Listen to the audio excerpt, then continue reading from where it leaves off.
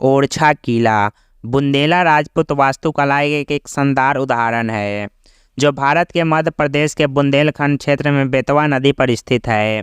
इसका निर्माण 16वीं शताब्दी में ओरछा राज्य के पहले राजा रुद्र प्रताप सिंह ने करवाया था। किले के परिसर में कई महल, मंदिर और अन्य संरचनाएं हैं, जो सभी जटिल नक्काशी और भित्ति चित्रों से सजाए गए हैं। ओरछा की स्थापना 1531 में बुंदेला राजपूत प्रमुख रुद्र प्रताप सिंह ने की थी। उन्होंने बढ़ते मुगल साम्राज्य के खिलाफ राजनीतिक रक्षा के रूप में किला परिसर का निर्माण किया। रुद्र प्रताप सिंह के उत्तराधिकारियों के शासन में ओरछा राज्य फला फूला और समय के साथ किले परिसर का विस्तार और अलंकार किया गया।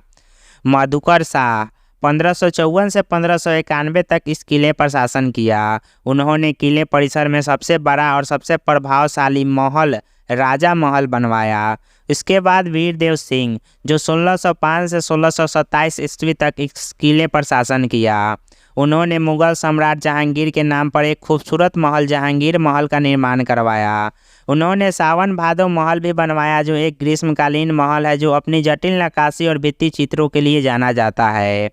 उसके बाद झुंझार सिंह, जो 1627 से 1635 तक इस किले पर शासन किया, वह ओरछा के अंतिम स्वतंत्र राजा थे। 1635 में राजकुमार औरंगजेब के नेतृत्व में मुगल सेना ने ओरछा पर कब्जा कर लिया।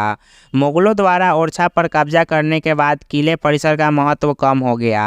हालांकि यह बुंदेला राजपूत वास्तुकला का एक अच्छी तरह से संरक्षित उदाहरण है और आज एक लोकप्रिय पर्यटन स्थल है। ओरछा किला इतिहास और पौराणिक कथाओं से भरा हुआ है। किले से जुड़ी सबसे प्रसिद्ध कहानियों में से एक रानी दुर्गावती की कहानी है।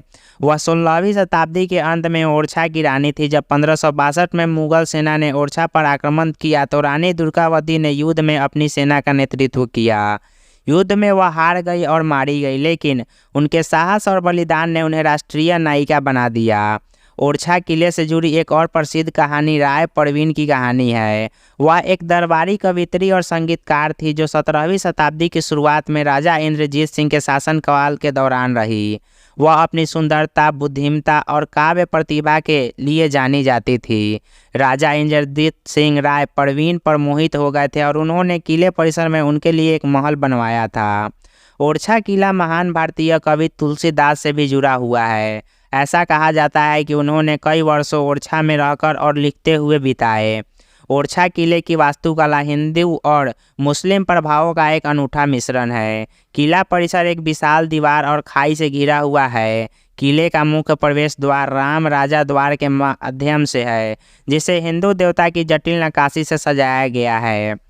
राजा महल, यह किला परिसर का सबसे बड़ा और सबसे प्रभावशाली महल है। इसका निर्माण 16वीं शताब्दी के अंत में राजा मधुकर शाह ने करवाया था। महल के 5 मंजिलें हैं और इसे जटिल नक्काशी और भित्ति चित्रों से सजाया गया है।